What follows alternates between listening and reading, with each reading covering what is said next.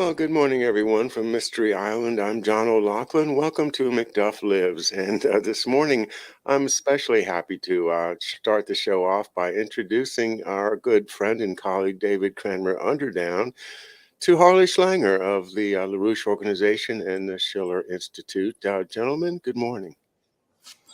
Hello, David. Nice to meet you. Hi, Harley. Nice to meet you too. Very good. And it's really cold here right now. I just looked out at the garden, and the last of the zinnias are now giving up and facing the winter. It's also November 22nd, and 59 years ago, I know exactly where I was. Harley, I suppose you know where you were. David wouldn't actually be existing at that time, but let's ask you first, Harley. Where were you, and how did you learn about the terrible news of the assassination of President Kennedy? I was in a ninth grade science class in Upper Arlington, Ohio, and the principal came on the loudspeaker and said, President Kennedy has been shot in a motorcade, and then he started crying. And he said, everyone should go home and be with your family.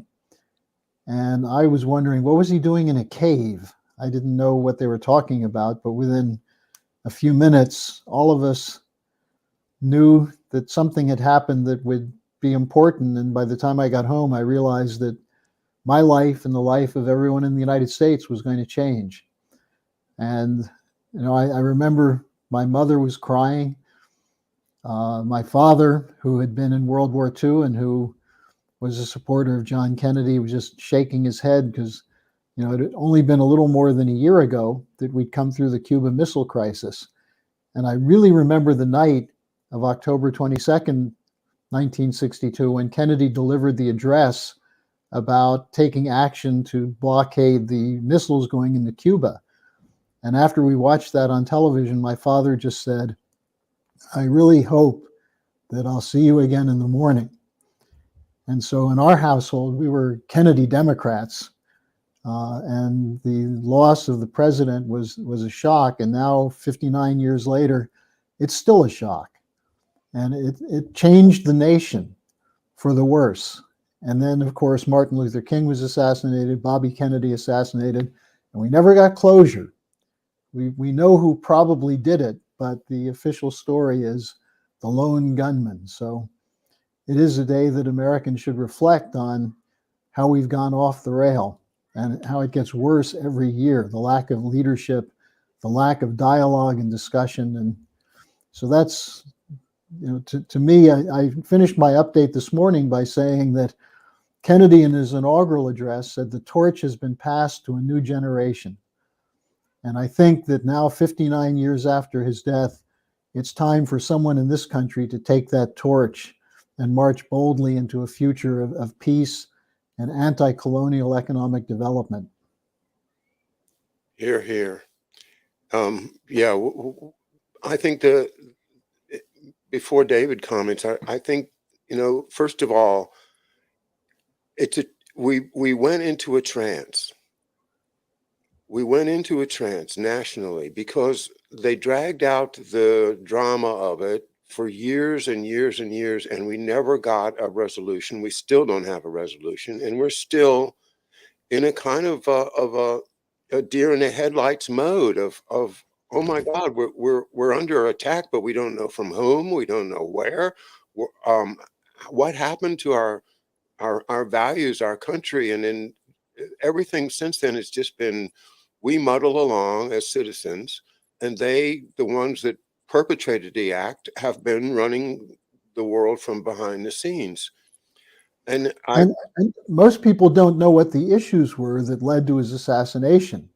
There is some recognition that maybe he was going to do something different with Vietnam, but in reality, there was a tremendous shift going on in the country, and Kennedy, who came in as a cold warrior, but who was also anti-colonial. I mean, people don't even know this. In the late 50s, as a senator, he was speaking against the colonial policy in Africa, insisting the United States, as a country founded as an anti-colonial nation, should be supporting the newly developing African states.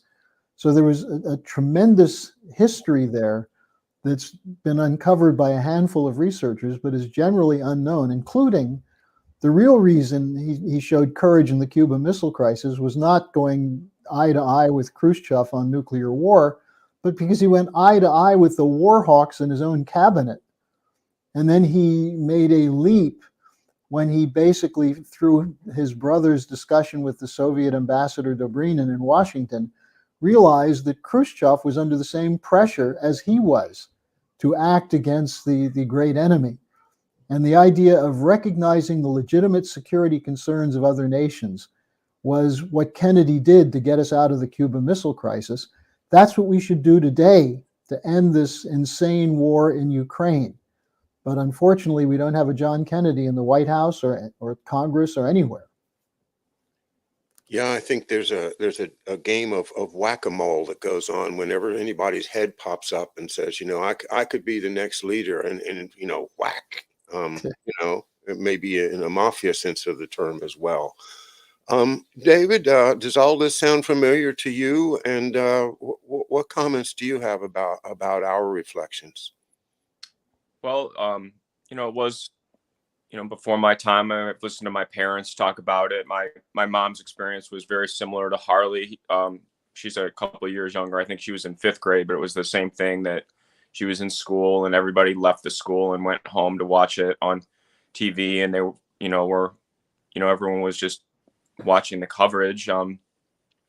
It's hard for me because I guess I haven't had a trauma like that, where a figure like that was assassinated during my lifetime. I mean, there's obviously been wars and things like that, but I don't know. I mean, it's hard for me to imagine that period, and also just like analyzing it now, having how the Warren Commission and that was able to rule the messaging of the day. Like you guys have just said, we still don't have closure to this point now. And so that's what I like to do, is try to understand who the characters are that were involved in those information operations, and sort of understand what techniques they used to be able to, create a message that's such a conflicting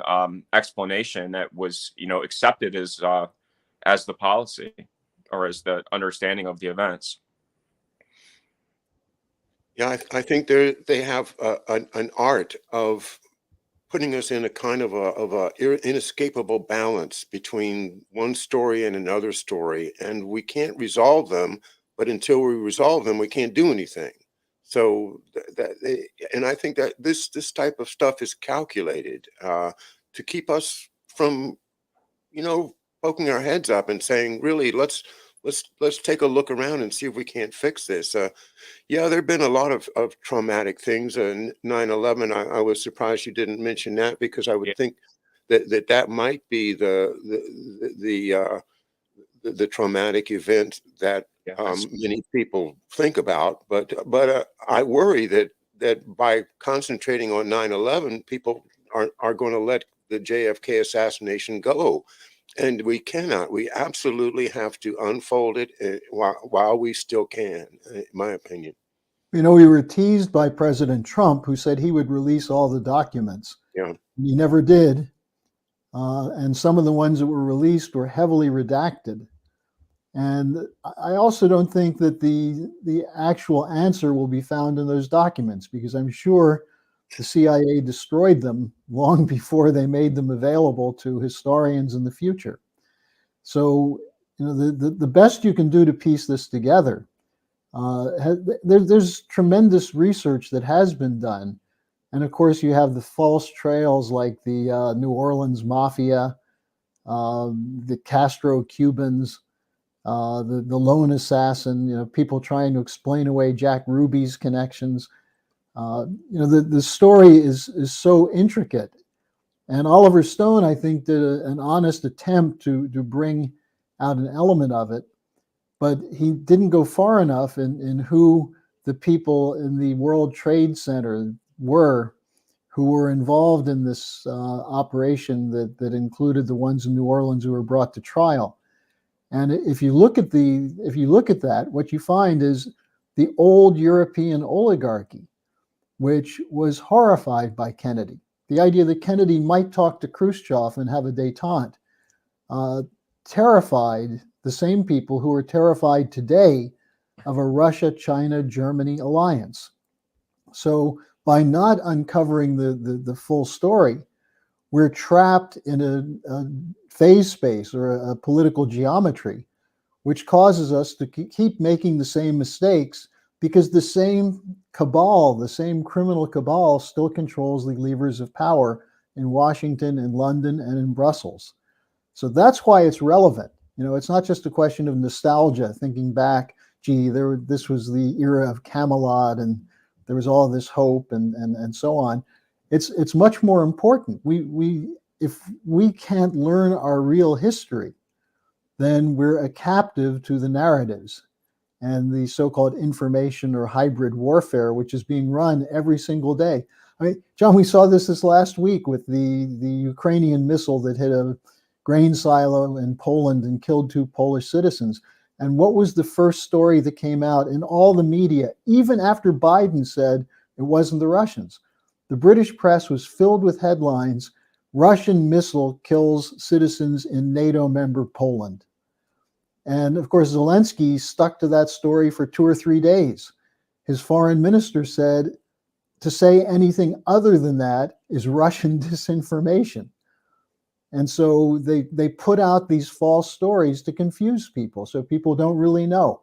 Same thing, the shelling of the Zaporizhzhia nuclear plant. The International Atomic Energy Agency says, we don't know who's doing it. You know, what kind of fools do they think we are? Well, they obviously think that we are under the cover of this brainwashing of the media, so that we might think that Putin might order his army to shoot it at the nuclear power plant, which his forces control. So that's why it's so important. And that's why I salute you, John, all the time for the work you're doing in looking into your father's role and broadening that into this whole question of when did this and how did this deep state, this what Eisenhower called the military-industrial complex, take over the country? Yeah, and it was this day 59 years ago, by my reckoning, that they did. That's when they did it, coup d'etat. And I so, mean, they controlled it before that, but they were being threatened by Kennedy, and that's the point. If people understood what he did, for example, in June 1963, with an executive order bypassing the Federal Reserve to have U.S. Treasury notes be issued to fund physical economic development. That was a profound shock to the British, who at the time were starting to build up the Eurodollar market. His back channel discussions with Khrushchev, his attempt to open a back channel to Castro, these things threatened the geopolitical control over the United States. And this is really where you have to look if you want to understand the relationship of British intelligence and the Five Eyes to Biden's policy today. David, do you want to follow up on that? Tying up the Five Eyes from then to now is that's a big job, but it rings true to me. Well, I mean, it's definitely an area that I try to study as far as the creation of the CIA with the National Security Act, which happened in 1947, and how the different sort of power struggles between the different service branches with that creation. The thing that I always also look at is when we look at like characters is that someone like Robert McNamara, who has a background in Ford Motor Company and then goes to the Department of Defense and then goes to the World Bank, and sort of his trajectory of going from a corporate to a governmental role to a international banking role. I sort of look at that as a model for what happened. And he has a California school system background, and then also like someone like a John McCone, who was the CIA director during the assassination. He was a Cal Berkeley person. He also was involved with the Bechtel Corporation. He was one of the founders of it, which then, sort of goes into the, George Shultz and Caspar Weinberger and the Yeah, character that, yeah. and even in going to today, like I mean, that's something that I, look at a lot, is how Schultz was involved in the monetary policy with the Nixon shock, going off the gold standard. He was involved with Bechtel, which was doing a lot of international infrastructure projects throughout the Middle East and Asia, and United States, of course. But then he also was so involved with the Hoover Institution at Stanford, and even now his mark was left on an organization called the Nuclear Threat Initiative, which I think is a major player right now, which was created by Schultz and Sam Nunn, who did the negotiations with Russia after, for their non-nuclear proliferation agreement was the Nunn-Lugar Act. So you have Sam Nunn, George Shultz, Henry Kissinger, Ted Turner, William Perry, who is also a Secretary of Defense, who create this organization that's doing basically monitoring these threats around the world. So you have continuity of these same characters, like we've said, going all the way back to John McCone and Bechtel and that those connections. Those are things that I look at, but it is. I hate, it's upsetting to me that like our current Secretary of State, with his background, Anthony Blinken, his father was one of the founders of Warburg Pincus, which is being directed currently by Timothy Geithner, who was kind of the architect of the bailout in 2008, who was Kissinger an associate. His father has Ford Foundation connections. So it seems like his father, David, his father, as you probably know, was very close to Obama's mother in Indonesia. Yeah, he taught her how father. to afford microloans for agricultural microloans to Obama's mother. And then his father was, or his mother's father was an advisor to Nelson Rockefeller and George Romney, different, so he was a very much a influencer as far as conservative policy in that same period. Now, your emphasis on Schultz is absolutely right, because Schultz, and he's second generation also, because his father came out of the networks on 120 Broadway, which were involved in the aftermath of the Russian Revolution, U.S. financing for the building of the Soviet Union, and later through the connection of the Harrimans and the Bush family, helped fund Hitler. And Schultz, of course, as you point out, was, I actually got directly from John Conley. I interviewed him in 1986 as he was at a bankruptcy auction for his personal goods. And I asked him, do you look back on what you did with Nixon as the Treasury Secretary in 1971 and realize that was wrong? He said, oh no, that was a perfectly good thing. We had to do it. And I said, really? Do you realize why you're broke now is because of the move to a speculative system away from physical economy? And he said, oh, well, it wasn't really my idea. It was George Shultz and Volcker. And so from John Conley, we got the actual word. But what does the media say? It was John Conley, the Texas Wheeler dealer, who got Nixon to do that. And what Schultz, in doing that with Volcker, opened the door to Carter's policy, which was the controlled disintegration, which Volcker was in charge of, the 26 volumes of the 1980s project that was part of the Trilateral Commission. And then Schultz came in after Carter left, and Schultz came in and controlled the Reagan administration with the same policy, Democrat, Republican, it didn't matter. But I was going to mention one other thing that, I don't know, John, if you're familiar with this, but this group, Unclassified UK, released some documents yesterday that go back to the British role in promoting the Vietnam War. And there's a book by someone named Mark Curtis called Unpeople, Britain's secret human rights abuses. And it has a whole chapter in it on the British role in organizing the early part. Right after Kennedy was killed, they sent American forces to Malaysia, to be trained by British Special Forces to run things such as Operation Phoenix and the projects in Vietnam, which later were associated with McNamara and the US military. So it's just preliminary work that's coming out, but it's very fascinating because once again, the author makes the point, what was the British concern with this? Well, Vietnam was part of the French Empire, part of the dying colonial system. And the British wanted to do everything they could to keep this from becoming a universal attack on colonialism.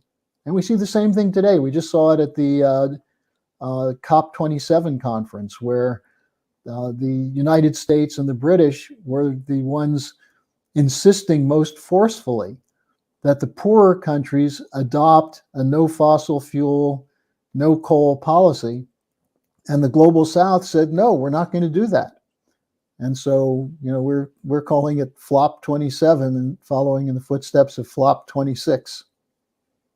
But the same Malthusian policy was coming out again. Just to add to that, and Rishi Sunak, the new prime minister, has a Stanford and Goldman Sachs background also. So it's again, Yes. It's same interest. Well, Stanford is really interesting because we're looking into some of these, the connection between the Silicon Valley and the new military industrial complex in terms of hybrid warfare, in terms of cyber warfare, and so on.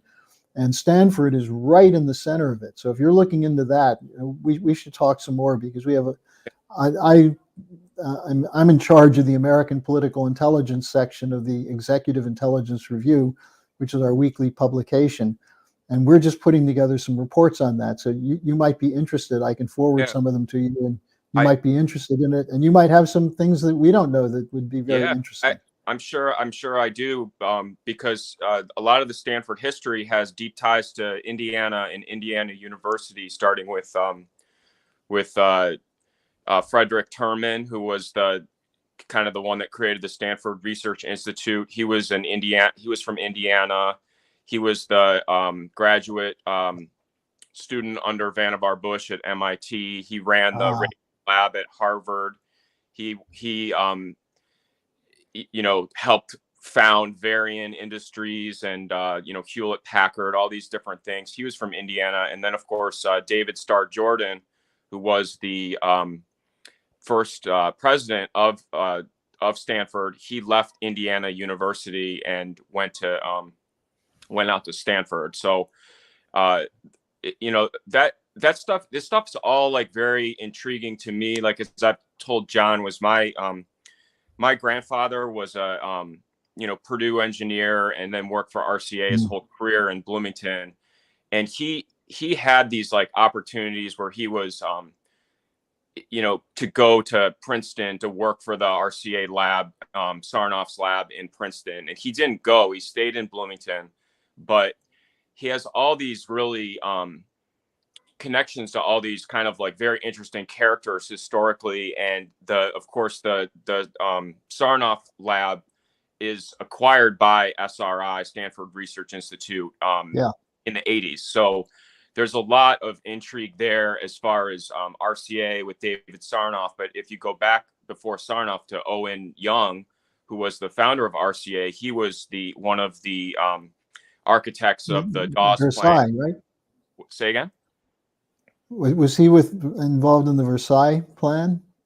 Yeah, he was the co-author of the Dawes plan with Charles Dawes, and when we redid it, it was called the Young Plan, and that was where the Bank of International Settlements came out of the Young Plan. So he was from Schenectady. He worked for GE, and then he founded RCA originally. So that whole RCA connection is just really intriguing to me.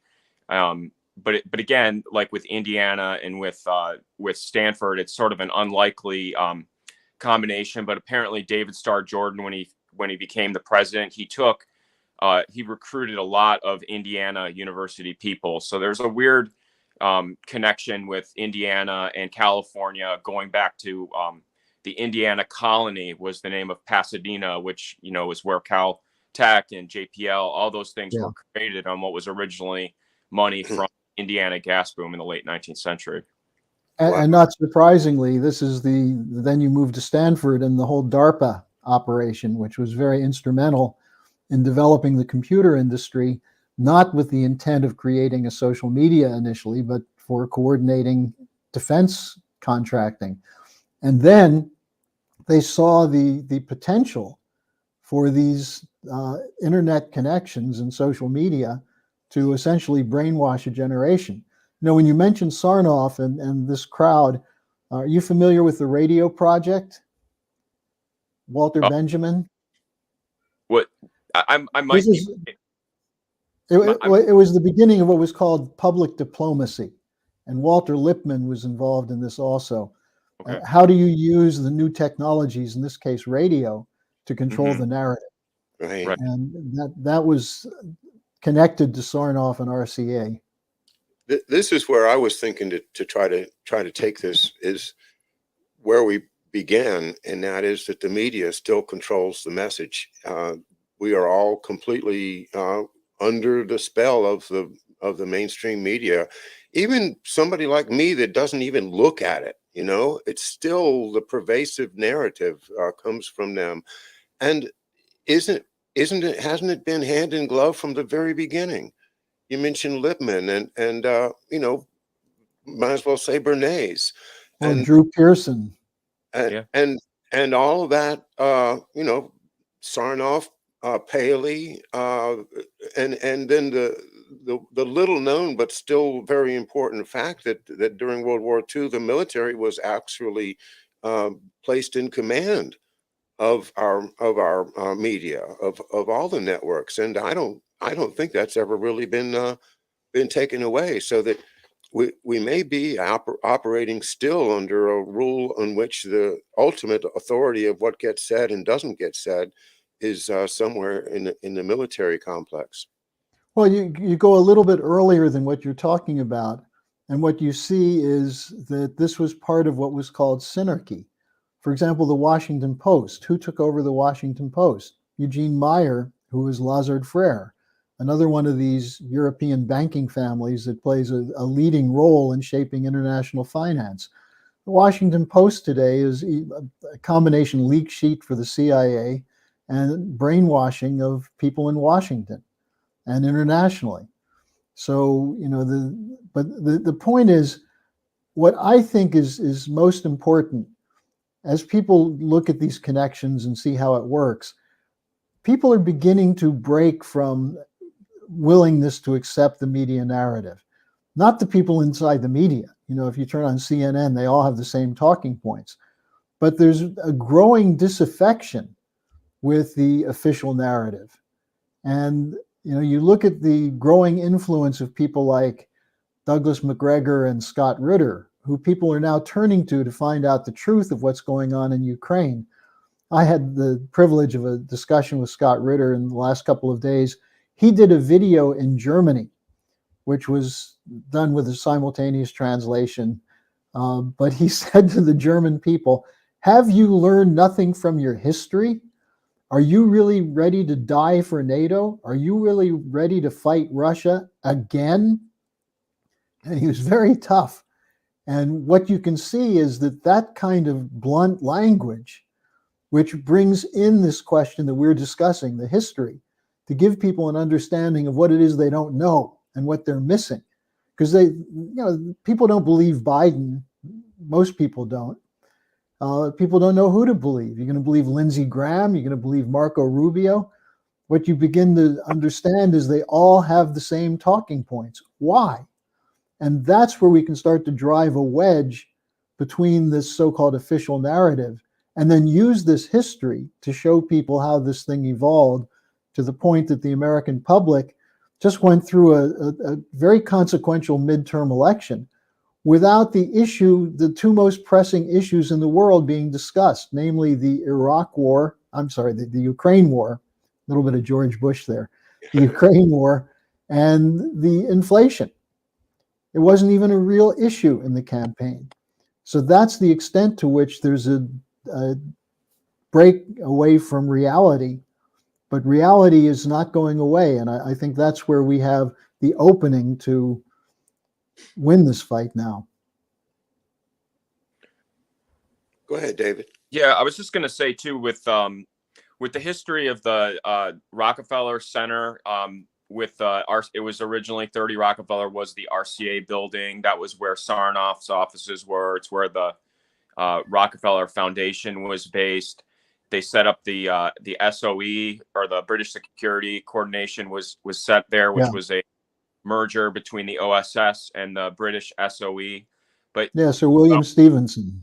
And Stevenson. So you had William Stevenson in there with William Donovan, but you also had Alan Dulles had offices in there. And the other character that was in there was Alfred Sloan, who was the chairman of General Motors Corporation, which, you know, has a huge legacy with military hardware besides just automobiles.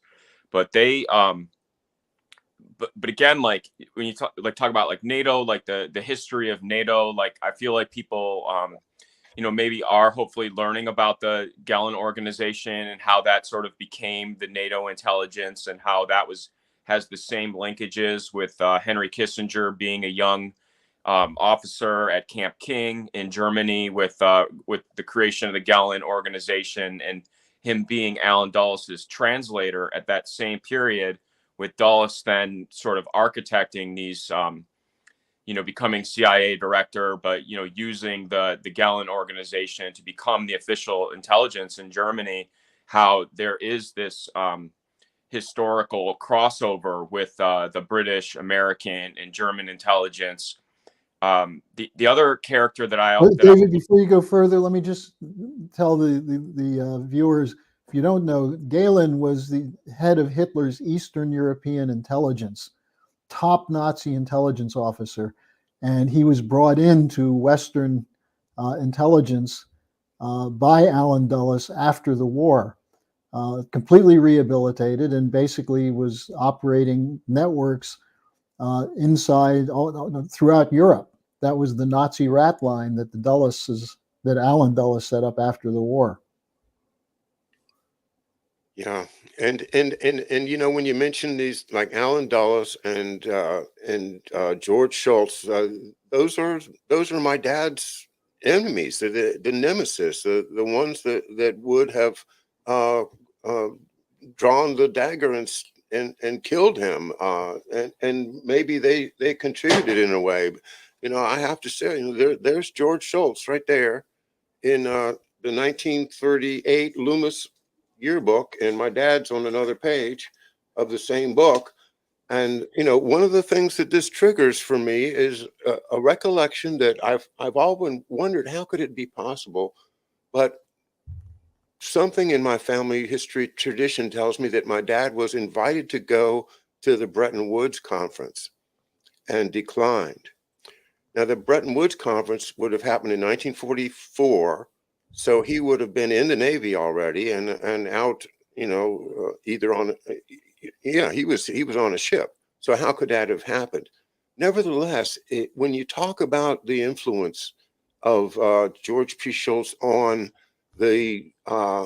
what's happened to our dollar, you know, and once again, it's like this is, you know, the game's afoot, and my dad was one of the serious players on the other side. It just strikes me. Somebody's phone's ringing. Not mine. Like that, so I'm not sure. Right. Another character that I think would be in that same group with the Bretton Woods group would be William Draper, who was Population Council. Well, see, the reason I say that, the reason I link William Draper with your dad, John, is because he went into Japan and worked with MacArthur doing the reconstruction of Japan, and he was known as General Wall Street was his nickname. He had a Dillon Reed background, which of course JFK's Treasury Secretary was Charles Dillon Jr., but he is also somebody that creates one of the very first uh, hedge funds with a guy named Horace Rowland Gaither, who I talk about a lot because he was the one that Henry Ford II brings in to kind of modernize the Ford Foundation, and he has a background with the Rad Lab at MIT, which of course is Vannevar Bush. He was was the one that brokered the deal from Rand Corporation being part of Douglas Aviation to going to its own independent agency in Santa Monica with Ford Foundation backing. So this Draper and Gaither and Anderson company is an interesting one to look at too, because he was a San Francisco lawyer, Gaither. But Draper has current interest because his son Tim Draper has a fund that if you go back to the original 2004 Orange Revolution, he was the main sponsor of this, the Orange Circle Group, which, was led by Zbigniew Brzezinski. And he was sort of the finance end of it. And so you have these interesting ties to, I always think about, things like, who would have been, at Bretton Woods, who are the people organizing that? I mean, I know people think of, Keynes and Dexter White being sort of the main people, but there are a lot of other characters in there that I think are intriguing to think about. Like as Harley said with his interview with Connolly, he was just sort of a guy that people knew. I mean, he's famous for being the riding in the motorcade with JFK and being hit, but they'll use a guy like that to be sort of the fall guy for, when they talk about the oil crisis and all the economic problems from that. But then the real, looking at the real characters, because Pete Peterson was also involved in that. From Lehman. Or is Lehman Brothers, which had bought Kuhn and Loeb, which then becomes Blackstone, So, there's a lot of characters that I think are doing a lot of influence on these things. And then you said Volcker was one of the architects. His mentor was a guy named Russa, I think Robert Russa, who was a director of Brown Brothers Harriman. So again, like the same connections. David, one of the things you mentioned on Draper is really important, because Draper was one of the people who took the point on the so-called population question. And this was a Rockefeller special interest. Lawrence Rockefeller, John D. III, all of them funded things like the Population Council. Much of what we know as radical ideological environmentalism today, which is essentially a form of reducing the population of the poorest part of the world, comes from Draper and the Rockefeller Brothers Fund. And that's quite important, because we're seeing this confrontation now where the developing sector is finally saying, look, we know what colonialism is. We're not going along with you. I mean, it's extremely important that voices are being heard now from South Africa, from Nigeria, from Algeria. Even the Saudis resisted the attempt to get rid of fossil fuels. Now, of course, you'd say, well, the Saudis would do that. But the other thing about the Saudis is they're interested in working with the Chinese Belt and Road Initiative and with Russia. And they're discussing now contracting to have nuclear power plants built by the Russians in Saudi Arabia. This is a move to leapfrog to new technologies, which goes against the interests of the financial corporate cartels of the advanced sector. And so you look back in history and you trace the Malthusian policy of the people like Draper and the Rockefeller family. And what do you find? It goes right back to the British at the time of the American Revolution, because Malthusian policy is named after Parson Malthus, who worked for the British East India Company, who opposed the freedom or the revolution in America because he said it will undermine the British control of the international trade and financial system. So we're fighting the same fight that was the American Revolution. You have all these so-called patriots running around saying, I'm with the founding fathers, and they don't know squat about it because they've been given this fake history. Well, what I wanted to look into, if we can, is to tie that into what's going on now in Ukraine and Europe generally, and getting back to the question of the missiles into Poland and Germany, and the kind of the front line of World War III, if it is to happen.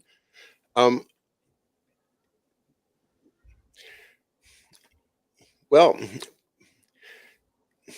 there's the Trump side and there's the Biden side in terms of our Ukraine policy. Right now, the Biden side seems to be winning, and that's pushing us into the war towards to push that war towards World War III. What is Trump's policy going to be if if a Trump surrogate comes back in? And is there still, has Trump's side given up on this, and everybody is now behind the big war? Or is there still a fight within the U.S. administration, whether it's Republicans and Democrats, or whether it's the pro war against, pro sovereignty versus the New World Order people? Harley, what do you see in terms of American politics, and how it's going to influence how in the future in Europe? I think it's controlled by the narrative. I mean, Trump famously said he wants to work with Putin. But when it comes to the Ukraine situation, he said Putin knows how tough he is, so Putin wouldn't have gone into Ukraine. Well, that doesn't explain why Putin went into Ukraine. It had nothing to do with Donald Trump. It had to do with Russia's sense of its national security interests. My complaint about Donald Trump and the people who say, well, get Trump in there, he'll straighten it out. He should be speaking up now, aggressively, not just saying he should be the one negotiating. It's not about him. It's about what are the actual national security interests of the United States? How does that coincide with Russia's national security interests? Why are we funding the Ukraine war? Some of the Trump people say, well, we shouldn't be in Ukraine because we should have a war on our border. That's a fake issue. And I don't mean that the border is not important, but I'm saying the reason we should be, or the other thing, some say we shouldn't be going against Russia because we have to take on China. This is where we need to move into a whole new level of strategic architecture, strategic thinking. And this gets to the question of why NATO was set up in the first place. The famous statement is NATO was set up to keep the Americans in Europe, the Russians out, and the Germans down. In a certain sense, that's still what it's there for, because there's no threat. There was no threat to Europe from Russia until NATO started funding this crazy regime in Ukraine, which is a surrogate for the war party in the United States. It's a proxy war. That's why what Scott Ritter said was so important to the Germans. Are you willing to die for NATO?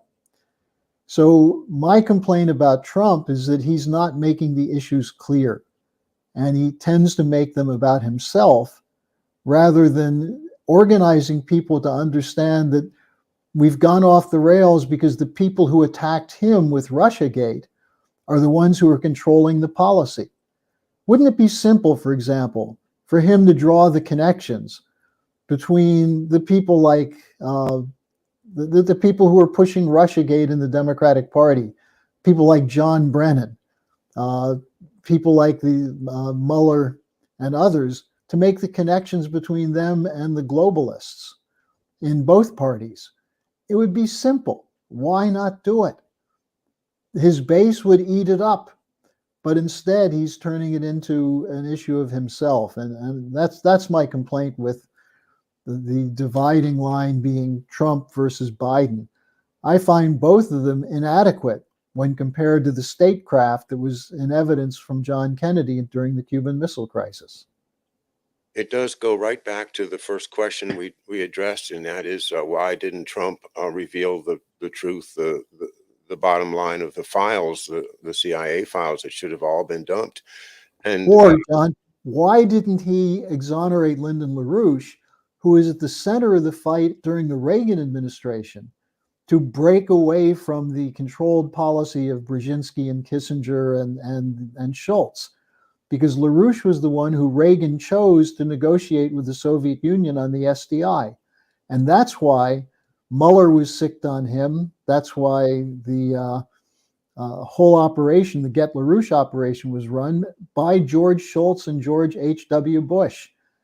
And this is an easy way that Trump could have made the connection. Remember, people talk about the raid on Mar-a-Lago. There were 400 armed officials, state, local, national FBI officials, who went to LaRouche's farm in Virginia in 1986 to assassinate him under the pretext of arresting him. And only because the Reagan administration intervened and let him turn himself in under controlled circumstances was he not killed. Had Trump pointed that out, especially since Mueller was the person who ran the Boston side of the Get LaRouche operation, and then the same Robert Mueller shows up in the Trump operation. So I just find these kinds of, maybe he didn't know that, but some people around him did know it, and they chose not to focus on these things. And as a result, his presidency was significantly weakened because his intent to work with Russia was right.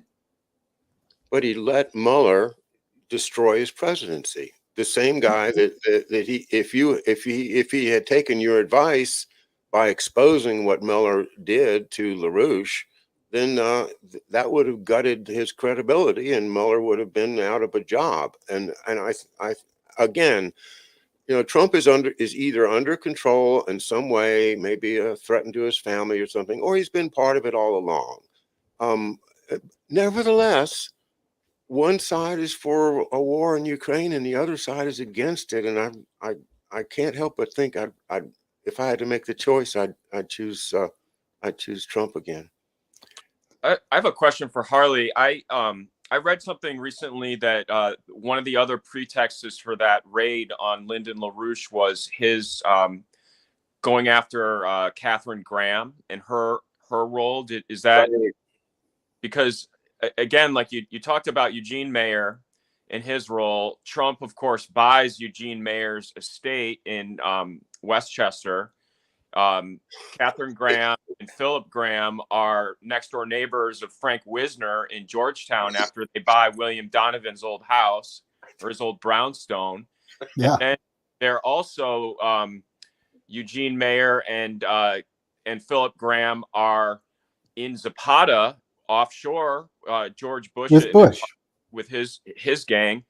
The other thing that's interesting is the Philip Graham is a character that is really interesting because he, of course, marries into Katharine Graham, becomes the publisher of the Washington Post. But he also is somebody that apparently gets drunk and is on the hot mic and is talking about the Mary Pinochet Meyer situation with JFK, and then Kay Graham and his psychiatrist fly to Arizona to put him in the straitjacket and put him into the mental hospital, and then he ends up dead, I think, 2 weeks later. He is intriguing because he was George Smathers' friend from childhood, who, of course, was part of the the Winter White House with Nixon and Rebozo and that gang. So there's a lot of intrigue there. I know I read that recently that Lyndon LaRouche, right before the raid on his home, was calling Kay Graham the Black Widow and sort of that language. And if you comment on that angle. Yeah, the Washington Post in 1984 took the lead in slandering LaRouche. But in 1978, Abe Rosenthal, who was one of their editorial writers, wrote a piece where he said no one should ever mention the name Lyndon LaRouche unless to point out that he's an anti-Semite, anti-American, neo-Nazi, any name you can imagine. And this was very instrumental in blocking any access we had to the mainstream media. The Graham question is an important one because Catherine Graham is the daughter of Eugene Meyer, if I'm not mistaken, right? Yeah. Correct. Yep. And that's the one who married Philip Graham and took over they ran the Washington Post. And the Washington Post was essentially a targeting operation for this crowd of American oligarchs. And so, yeah, when we brought it up, that was, I'm sure, a contributing factor. But I think much more central was that Henry Kissinger in 1982 defined LaRouche as a threat to U.S. national security. And Kissinger wrote a letter to William Webster saying, you have to investigate LaRouche. They're harassing me, they're threatening me, and I think there's East German and Soviet involvement with him. And the FBI opened an investigation. And that became the beginning of the next phase of the Get LaRouche task force. What was the issue? Kissinger knew that Ronald Reagan was assigning members of the National Security Council to meet with Lyndon LaRouche to discuss the SDI. And the SDI, the Strategic Defense Initiative, was a strategy for taking the world away from mutual and assured destruction, which was Kissinger's baby, as per Dr. Strangelove. So, I think then you see that Kissinger had complete access to slanders that would go into the Washington Post and so on. The president's financial, or the PIFIAB, the advisory board, President's Foreign and International Advisory Board, had people like David Abshire and others who were working with Kissinger to coordinate the slander of LaRouche through a fairly prominent banker named John Train. Are you familiar at all with John Train? Mm-mm. The Paris Review. He was one of the people who set up the international CIA operations after World War II. He was the coordinator of the Get LaRouche task force. So this goes right back to the networks we've been discussing that were involved in the Kennedy assassination. And by the way, one other point, LaRouche had influence in France, Italy, and Germany during that period because we were working extensively with people in Europe who did not trust NATO and did not, and were very fearful that the putting of the SS-20 missiles and the U.S. Pershing missiles, the Soviet SS-20s and the U.S. Pershing missiles into Germany would cause a nuclear war on German soil. So there were many people in Europe who were very interested in what LaRouche was saying and doing then. So by calling him a communist or a Nazi, they thought they could poison his image so no one would be willing to talk to him. And that's the Catherine Graham nexus that's involved. I do want to mention, guys, if you haven't checked it out yet, the EIR that Harley is an editor, it's an amazing resource.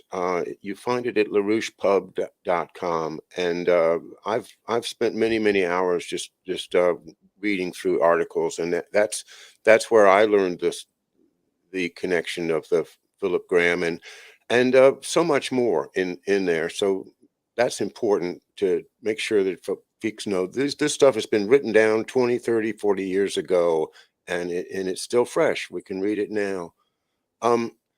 Mutually assured destruction is also that idea of putting us in a trance, that there's nothing we can do.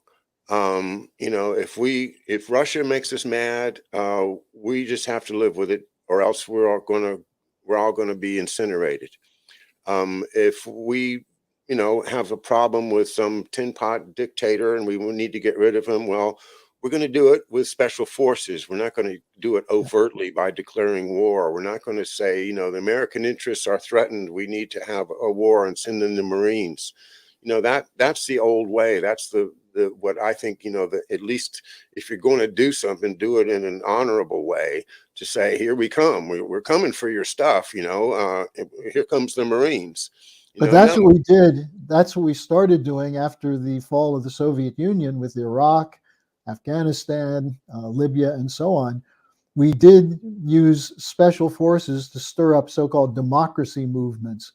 But when those didn't work, the Marines did come in. The U.S. Wunderwaffen were used, and so on. So, they intended to have their cake and eat it too. This is the whole sole superpower era and the unipolar world, and that's what's crumbling now. That's why there's an opportunity, because the U.S. cannot control these forces that are saying we will not submit to the idea of giving up our sovereignty to these supranational institutions. And these supranational institutions like the IMF, the World Bank, the BIS, the WHO, they've controlled things since 1990. And they're losing their grip now. And that's with institutions like the BRICS, the Eurasian Economic Forum, the African Union developing. There's a change. And this is what Putin said is an irreversible, unstoppable change, short of nuclear war. And that's why we see these desperate lunatics in Washington and Brussels pumping in weapons and trying to prop up the Ukrainians. And they're willing to fight to the last Ukrainian. Well, what happens when you get to the last Ukrainian? Will it be the last German or the last Italian or the last Croatian? That's the danger. And that's why we have to take power out of their hands.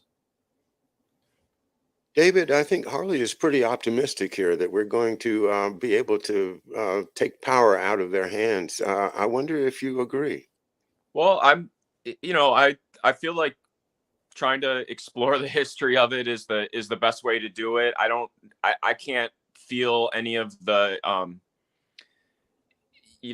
these talking about these things putting pressure on people, because from what I look at like an Anthony Blinken, and he's at the World Cup and doesn't seem to be affected by the his history and his family's connections to this stuff. The other one that with Kay Graham that I think is so interesting was with the Watergate, with them sort of being the Woodward and Bernstein, and of course for me locally, Danny Ellsberg.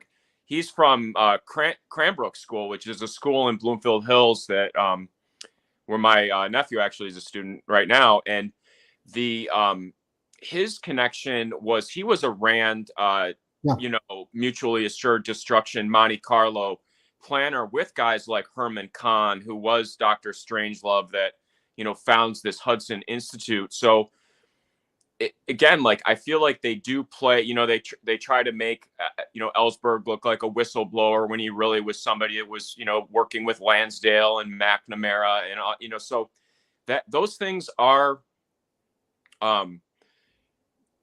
things that I think about, and again, like I'm not hopeful that I've never been hopeful with Trump, like as we talked about. I feel like he's had a million opportunities to really bring some of these things to light on an international forum with a huge audience and just really hammer some of these issues. But the fact that David, I think we're almost out of time, and I just wanted to mention one thing to you in putting this picture together. Remember what Lord Palmerston said about the British. We have no permanent friends, but permanent interests. Mm-hmm. And that's why they can play both sides. But they have an end in mind. And people have to understand what that end is. Well, gentlemen, I think it's just rolled around to noon, and it's been a wonderful conversation from my point of view. I thank you both. I hope that London Bridge really is falling down this time, and Humpty Dumpty will fall off of the wall and never be able to put the pieces together again. Thank you both again, and we'll talk to you both. I look forward to it real soon. Bye now. Okay. Thank you.